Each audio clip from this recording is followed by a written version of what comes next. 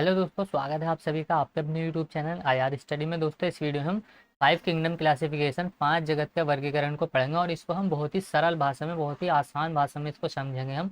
आज के बाद आपको इसमें कोई भी कन्फ्यूज़न नहीं होगा। ये Monera, Protista, fungi, plant, animal, इन पाँचों ही किंगडम को हम अलग अलग पढ़ेंगे। यानी कि जो 5 किंगडम क्लासिफिकेशन है, जिसको रॉबर्ट पिटेकर के द्वारा दिया गया था, इसको हम बहुत ही सरल भाषा में और आसानी से समझेंगे। आज के बाद आपको इसमें कोई भी कन्फ्यूजन नहीं होगा। तो चलिए हम बिना किसी देरी के वीडियो को स्टार्ट करते हैं। चैनल पर नए हो तो चैनल को प्लीज़ सपोर्ट करो और सब्सक्राइब कीजिए। तो चलिए हम टॉपिक को स्टार्ट करते हैं।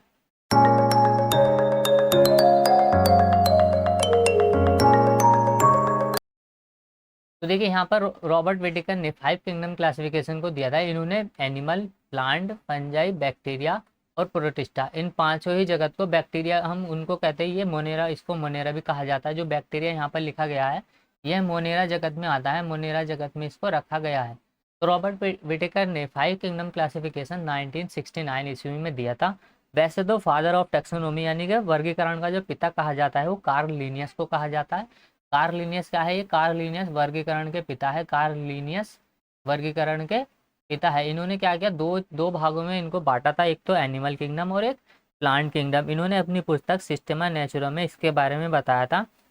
लेकिन हम इस वीडियो में 5 किंगडम क्लासिफिकेशन पढ़ेंगे। लेकिन अगर आपसे पूछा जाए कि वर्गीकरण का पिता कौन है, तो आपको आंसर लगाना है कार्ल लिनियस क्या है, वर्गीकरण के पिता है। लेकिन 5 किंगडम जो क्लासिफिकेशन दिया था, वो रॉबर्ट विटेकर के द्वारा दिया गया था और इसी से एग्जाम में क्वेश्चन पूछे जाते हैं। तो चलिए हम वीडियो को शुरू करते हैं, इसमें आगे बढ़ते हैं हम। देखिए, तो आप देखिए इस डायग्राम को ध्यान से समझिए। आपको ये ध्यान से एक बार देख लेना है, हिंदी में भी दिया गया है ये, और एक ये इंग्लिश में भी दिया गया है। देखिए, कोशिका के आधार पर इन्होंने बांटा इसको, यूनिसेलुलर, मल्टी सेलुलर में बांटा इसको, cell wall, without cell wall के आधार पर इन्होंने बांटा, जो फोटोफोबिक होते हैं, जो हेट्रोफोबिक होते हैं, उसके आधार पर बांटा।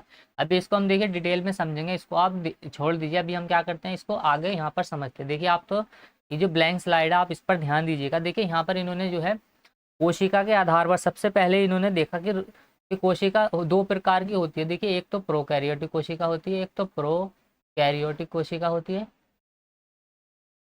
और दूसरी यूकैरियोटिक कोशिका होती है। तो देखिए, प्रोकैरियोटिक और यूकैरियोटिक के आधार पर इन्होंने चीज़ों को बांटा। ये एक होती है यूकैरियोटिक। हमारे अंदर कौन सी कोशिका पाई जाती है? यूकैरियोटिक पाई जाती है। जितने भी डेवलप ऑर्गेनिज्म हैं, उनके सभी के अंदर यूकैरियोटिक कोशिका पाई जाती है। तो देखिए, यहाँ पर जो किंगडम इन्होंने आगे देखिए इसको डिवाइड किया, यानी कि देखिए यहाँ से हमने इसको देखा। देखिए, यहाँ पर जो इन्होंने देखा कि किसके अंदर यूकैरियोटिक सेल पाई जाती है और किसके अंदर प्रोकैरियोटिक सेल पाई जाती है। तो इन्होंने दो भागों में कोशिका के आधार पर इन्होंने देखा कि एक तो वो है जिनके अंदर प्रोकैरियोटिक सेल पाई जाती है ऑर्गेनिज्म, और दूसरे जीव वो है जिनमें यूकैरियोटिक सेल पाई जाती है। तो देखिए, जिनमें प्रोकैरियोटिक सेल पाई जाती है, उन्होंने उन्होंने कहा कि ये मोनेरा जगत में आएंगे, ये मोनेरा जगत में आएंगे। मोनेरा जगत में कौन आएगा? जिनके अंदर प्रोकैरियोटिक सेल पाई जाती है। अब जिनके अंदर यूकैरियोटिक सेल पाई जाती है, उनको भी इसको भी आगे इन्होंने दो पार्ट में डिवाइड कर दिया। इन्होंने दो पार्ट में डिवाइड करा, मतलब एक तो होता है एक कोशिकीय और एक होते हैं बहुकोशिकीय। मतलब जिनके अंदर यूकैरियोटिक सेल तो है, लेकिन वो क्या है, एक ही सिंगल सेल से बनी हुई है, और एक डबल यानी कि मल्टी सेलुलर, यानी बहुत सारी कोशिकाओं से मिलकर बना है। तो देखिए, एक तो वो जीव है जो एक कोशिका से बने हुए हैं, यानी कि एक कोशिकीय है वो, एक कोशिकीय है वे जीव, एक कोशिकीय। ये एक कोशिकीय जीव को इन्होंने अलग अलग बांटा है। देखिए, यहाँ पर एक कोशिकीय जीव को रखा गया है यहाँ पर, और एक होता है बहुकोशिकीय। देखिए, एक होता है बहुकोशिकीय। तो बहुकोशिकीय को भी इन्होंने दो भागों में डिवाइड किया है। तो देखिए, एक कोशिकीय जीव में कौन कौन आएंगे? जिनके अंदर यूकैरियोटिक सेल पाई जाएगी, और जो एक कोशिकीय हो गए उसको कहा इन्होंने कि इनको हम प्रोटिस्टा जगत में रखेंगे, इनको हम प्रोटिस्टा कहेंगे, प्रोटिस्टा, जिसमें प्रोटिस्टा। तो ये क्या है? ये दूसरा जगत हो गया इनका, प्रोटिस्टा। जिनमें प्रोकैरियोटिक सेल पाई जाएगी, सिर्फ प्रोकैरियोटिक सेल पाई जाएगी, वो मोनेरा जगत में आएंगे। और जिनके अंदर यूकैरियोटिक सेल पाई जाएगी, लेकिन वो क्या होंगे, जीव एक कोशिकीय होंगे, तो उनको प्रोटिस्टा जगत में रखा गया है। तो देखिए, आगे इन्होंने बहुकोशिकीय जो जीव है, उसको भी आगे इन्होंने दो पार्ट में डिवाइड किया है। तो देखिए, जिनमें बहुत सारी कोशिकाओं से मिलकर जो शरीर जिसका बना हुआ होता है, उसको भी इन्होंने दो पार्ट में डिवाइड किया। दो पार्ट में कौन कौन से डिवाइड किया है? देखिए, एक तो वो है जिसमें कोशिका भित्ति पाई जाती है, और एक वो है जिसमें कोशिका भित्ति नहीं पाई जाती। यानी कोशिका भित्ति के आधार पर इन्होंने बहुकोशिका को बांटा है। यानी कि एक तो कोशिका भित्ति जिसमें होती है, और जिसमें कोशिका भित्ति नहीं होती है। तो देखिए कोशिका भित्ति के आधार पर भी इन्होंने इसको बांटा है, जिसमें कोशिका भित्ति पाई जाती है और जिसमें कोशिका भित्ति नहीं पाई जाती है।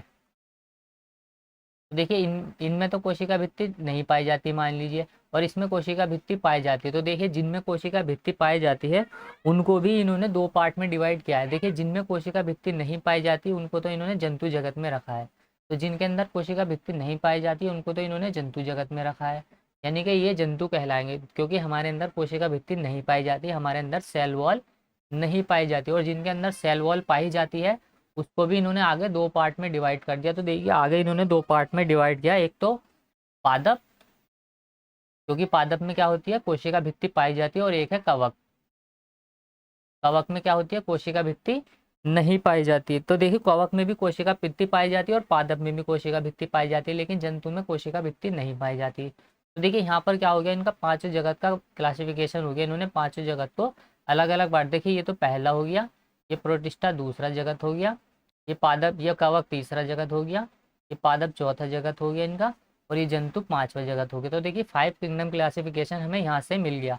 देखिए यहाँ पर आपको सिर्फ एक ही चीज़ ध्यान रखनी, अब यहाँ से आप बैग कहीं से भी बैग चले जाइए, वहाँ से आपको सीधा सीधा आंसर जो पूछा जाएगा वो यहीं से पूछा जाता है, और इनके एग्जाम्पल पूछे जाते हैं कि बताइए प्रोटिस्टा का एग्जाम्पल कौन सा है, कवक का एग्जाम्पल कौन सा है, मोनेरा का एग्जाम्पल कौन सा है।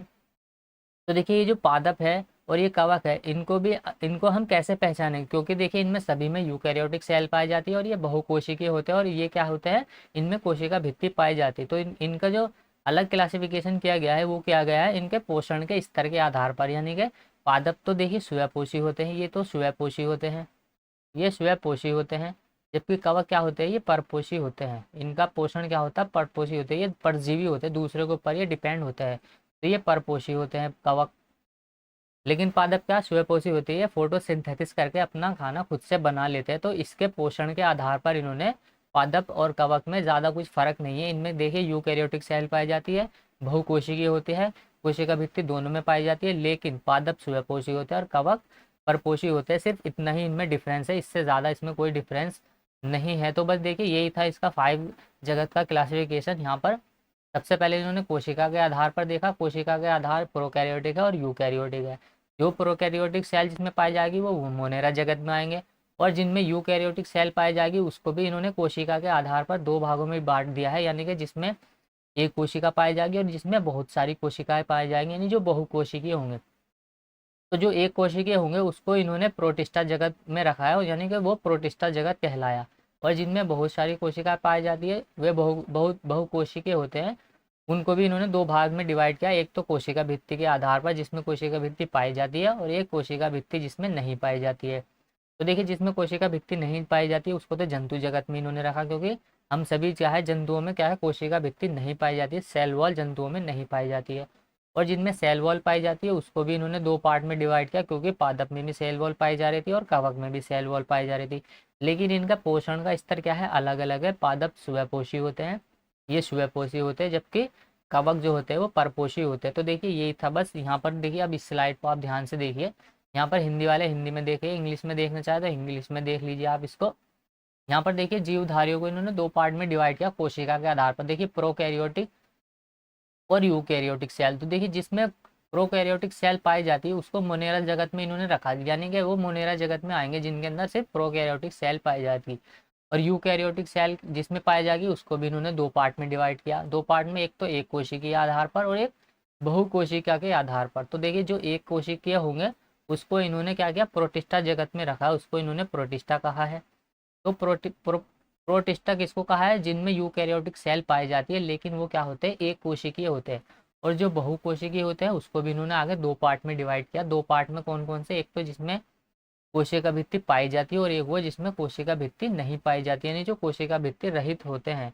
तो जिसमें कोशिका भित्ति नहीं पाई जाती वो तो एनिमल किंगडम है, एनिमल में कोशिका भित्ति नहीं पाई जाती। लेकिन जिनमें कोशिका भित्ति पाई जाती है वो भी दो आगे पार्ट में डिवाइड किया गया है, एक तो जो प्रकाश संश्लेषण करने वाले हैं यानी कि प्लांट प्रकाश संश्लेषण कर सकते हैं, और एक प्रकाश संश्लेषण नहीं करने वाले होते हैं जो कि कवक होते हैं। ये क्या होते हैं दूसरों के ऊपर डिपेंड होते हैं, ये परजीवी होते हैं, ये परपोषी होते हैं।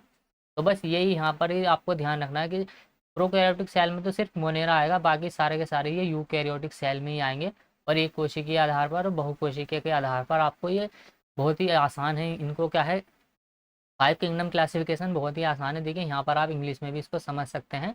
ये पांचों जगत दिए गए हैं, मोनेरा, प्रोटिस्टा, यहाँ पर देखिए ये कवक आ गया, ये प्लांट, और यहाँ पर ये एनिमल। तो देखिए यहाँ पर हमने इनको आराम से समझ लिया है।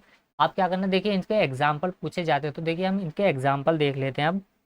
तो देखिए यहाँ पर मोनेरा के एग्जाम्पल आप देख सकते हैं कि मोनेरा मोनेरा में कौन कौन आएगा। देखिए मोनेरा जगत में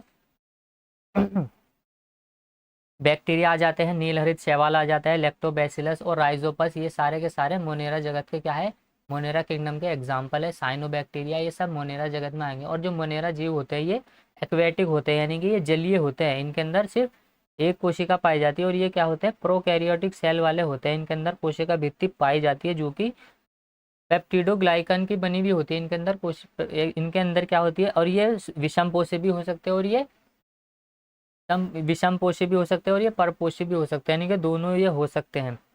तो इनके एग्जाम्पल इंपॉर्टेंट है। जैसे यहाँ पर बैक्टीरिया दिखा, ये साइनोबैक्टीरिया, यहाँ पर एग्जाम में यही पूछा जाता है कि साइनोबैक्टीरिया किसका एग्जाम्पल है, या आर्कियोबैक्टीरिया किसका एग्जाम्पल है। तो देखिए ये मोनेरा जगत के आपको एग्जाम्पल ध्यान रखने हैं। इसके अलावा देखिए प्रोटिस्टा जगत के एग्जाम्पल यहाँ पर दिए गए हैं। प्रोटिस्टा जगत में कौन कौन, एक तो आपको इंपॉर्टेंट है ये अमीबा ध्यान रखना है, यूग्लिना आपको ध्यान रखना है इसमें। इसके अलावा डायटम बहुत ज़्यादा एग्जाम में पूछा जाता है, डायटम किस जगत का एग्जाम्पल है, तो ये प्रोटिस्टा जगत का है। ये सारे के सारे क्या होते हैं, जलीय होते हैं, ये एक्वेटिक होते हैं। इसके अलावा आपको पैरामीशियम ध्यान रखना। तो देखिए ये चारों के चारों जो एग्जाम्पल है काफ़ी इंपॉर्टेंट है एग्जाम के पॉइंट ऑफ व्यू से। प्रोटिस्टा जगत ये ऑटोट्रॉपिक भी हो सकते हैं, ये हेटरोट्रॉपिक यानी कि विषमपोषी भी हो सकते हैं, और ये परपोषी भी हो सकते हैं। तो देखिए यहाँ पर इनके अंदर क्या यूकैरियोटिक सेल पाई जाती है, अभी हमने देखा। लेकिन ये क्या होते हैं, सारे के सारे जीव एक कोशिकीय होते हैं, यानी कि इनमें सिर्फ पूरा शरीर इनका सिर्फ एक ही कोशिका से मिलकर बना होता है। तो इसमें अमीबा हमने देख लिया। अमीबा के अलावा देखिए प्रोटोजोआ इसका एग्जाम्पल है, यूग्लिना, पैरामीशियम, डायटम, प्लाज्मोडियम, जो प्लाज्मोडियम होता है ना जिससे मलेरिया होता है, प्लाज्मोडियम भी क्या है, वो इसी का एग्जाम्पल है, प्रोटिस्टा का ही एग्जाम्पल है। तो प्लाज्मोडियम को भी आपको ध्यान रखना है। प्लाज्मोडियम भी प्रोटिस्टा जगत का ही एक उदाहरण है। इसके अलावा देखिए कवक जगत का उदाहरण आप देख सकते हैं। कवक जगत में क्या होता है, ये परजीवी होते हैं, यानी कि ये परपोषी होते हैं, और ये मृतपोषी भी होते हैं। जैसे हमारे सर में जूं होती है, ये क्या होती है, परपोषी होती है, नहीं हमारे ऊपर ये डिपेंड है, हमारे सर से ये क्या होती है, पोषण प्राप्त करती है, तो ये क्या होती है, परजीवी होती है। तो जितने भी कवक होते हैं ये सारे के सारे क्या होते हैं, पर जैसे ब्रेड मोल्ड है, यानी कि ब्रेड को आपने देखा होगा कुछ दिन रखने पर ये उसके ऊपर हरा हरा सा आ जाता है, तो वो क्या होता है, ब्रेड मोल्ड यानी कवक ही होते हैं। इसके अलावा पेनिसिलिन है, एस्परजिलस है, और मशरूम है, ये सारे के सारे कवक के उदाहरण हैं। तो इनको भी आपको ध्यान रखना है कि इनके उदाहरण ही पूछे जाते हैं। कवक की कोशिका भित्ति पूछ ली जाती है। कवक में कोशिका भित्ति जो पाई जाती है वो काइटिन की बनी होती है, वो काइटिन की बनी होती है। ये आपको ध्यान रखना है कि कवक की कोशिका भित्ति किसकी बनी होती है, तो काइटिन की कवक की कोशिका भित्ति बनी होती है। और इसका एकमात्र अपवाद है यीस्ट यानी खमीर, इसका अपवाद है, क्योंकि वो क्या होता है, विषमपोषी, वो स्वयं परपोषी होता है, यानी कि वो क्या होता है, अपना खाना अपने आप से बनाना, मतलब वो फोटोसिंथेसिस कर सकता है मशरूम। तो ये क्या होता है, इसका अपवाद हो जाएगा। तो यहाँ पर देखिए हमने इसका एग्जाम्पल देख लिया, ब्रेड मोल्ड है, पेनिसिलियम है, एस्परजिलस है, मशरूम है, ये सारे कवक के उदाहरण हैं। इसके अलावा देखिए पादप जगत के उदाहरण आपको बताने की ज़रूरत नहीं है। और जंतु जगत तो आप जानते हैं, पादप जगत बहुत बड़ा है, सारे पेड़ पौधे इसके उदाहरण हैं। और पादप जगत को भी आगे बहुत सारे अलग अलग कैटेगरी में डिवाइड किया गया है, जैसे थैलोफाइडा है, ब्रायोफाइडा, टेरिडोफाइडा, इसके अलावा एंजियोस्पर्म हो गया, जिम्नोस्पर्म हो गया। और जंतु जगत को भी आगे अलग अलग पार्ट में डिवाइड किया गया, वर्टिब्रेट है, इनवर्टिब्रेट है। इसके अलावा यहाँ पर देखिए एविस है, एविस पक्षी वर्ग को कहा जाता है। इसके अलावा यहाँ पर अलग अलग पार्ट में जंतु को, ये भी अपने आप में एक बड़ा है, इसको भी हम अलग से एक लेक्चर में कंप्लीट करेंगे, एक वीडियो में, और एक वीडियो हम पादप जगत के लिए करेंगे। तो चलिए इस वीडियो में इतना ही था।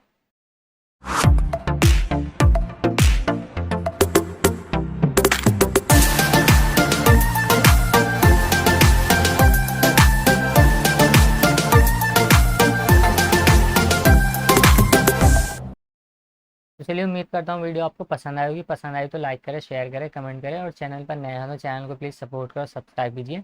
इसके अलावा मैथ्स की वीडियो भी आप चैनल पर देख सकते हैं। हम एस डी यादव की बुक से मैथ्स को टाइप वाइज सॉल्व कर रहे हैं, टाइम एंड डिस्टेंस। इसके अलावा हमने परसेंटेज और प्रॉफिट एंड लॉस, एवरेज, इन सभी के क्वेश्चन को हमने टाइप वाइज सॉल्व किया, और रेलगाड़ी के क्वेश्चन को भी हम टाइप वाइज सॉल्व कर रहे हैं, उनको भी आप चैनल के प्लेलिस्ट में जाकर देख सकते हैं। तो चलिए मिलते हैं नेक्स्ट वीडियो में, तब तक के लिए बाय, जय हिंद।